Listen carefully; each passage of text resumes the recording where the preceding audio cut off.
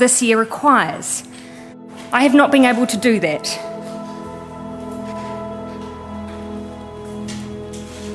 And so today I'm announcing that I will not be seeking re-election, and that my term as Prime Minister will conclude no later than the 7th of February. This has been the most fulfilling 5.5 years of my life, but it has also had its challenges.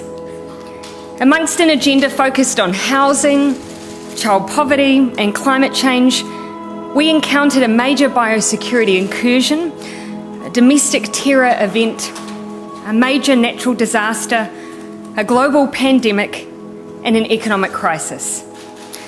The decisions that have had to be made have been continual, and they have been weighty. But I'm not leaving because it was hard. Had that been the case, I probably would have departed 2 months into the job.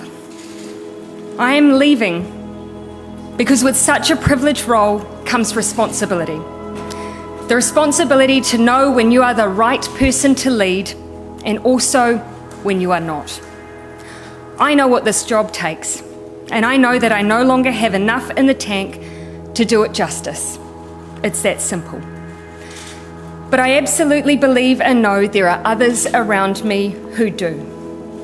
We've achieved a huge amount in the last 5 years, and I'm so proud of that. We are in a fundamentally different place on climate change than where we were, with ambitious targets and a plan to achieve them. We have turned around child poverty statistics and made the most significant increases in welfare and the state housing stock that we've seen in many decades. We've made it easier to access education and training. We've improved the paying conditions of workers and shifted our settings towards a high-wage, high-skilled economy. And we've worked hard to make progress on issues around our national identity. And I believe that teaching history in schools and celebrating our own Indigenous national holiday will all make a difference for years to come.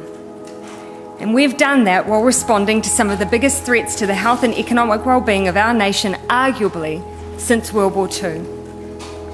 The team that has done all of that, they have been some of the best people I've ever had the privilege of working with, and they are well placed to take us forward as we continue to focus on our economic recovery with one of the strongest economies in the world. They are also a team who are incredibly well placed to contest the next election. In fact, I am not leaving because I believe we can't win the election, but because I believe we can and will. And we need a fresh set of shoulders for that challenge. I know there will be much discussion in the aftermath of this decision as to what the so-called real reason was. I can tell you that what I'm sharing today is it. The only interesting angle that you will find is that after going on 6 years of some big challenges, I am human. Politicians are human. We give all that we can for as long as we can, and then it's time. And for me, it's time. I intend to remain a member for Mount Albert through till April. This will give me a bit of time in the electorate before I depart and also spare them and the country a by-election. Beyond that, I have no plan, no next steps. All I know is that whatever I do, I will try and find ways to keep working for New Zealand, and that I'm looking forward to spending time with my family once again. Arguably, they're the ones that have sacrificed the most out of all of us. And so to Neve, Mum is looking forward to being there when you start school this year.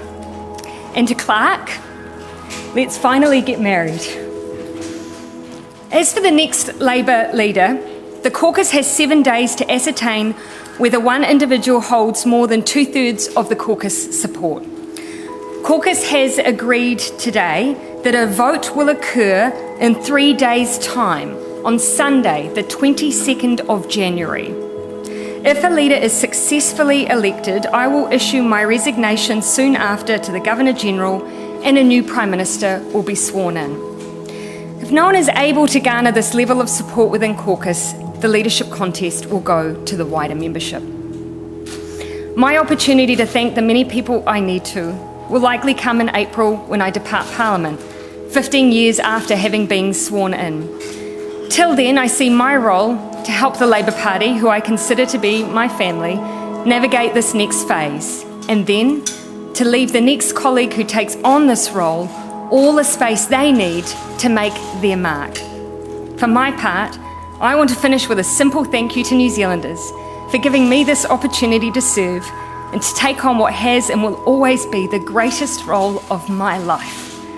I hope in return, I leave behind a belief that you can be kind but strong, empathetic but decisive, optimistic but focused, that you can be your own kind of leader, one that knows when it's time to go. I'm happy to take your questions, Jenna. I will not be backing any one individual candidate. At this point, I see it as my role to help navigate the party through the next steps. I can tell you, having met with the caucus this morning, I'm confident that they will do that swiftly, decisively, with good grace.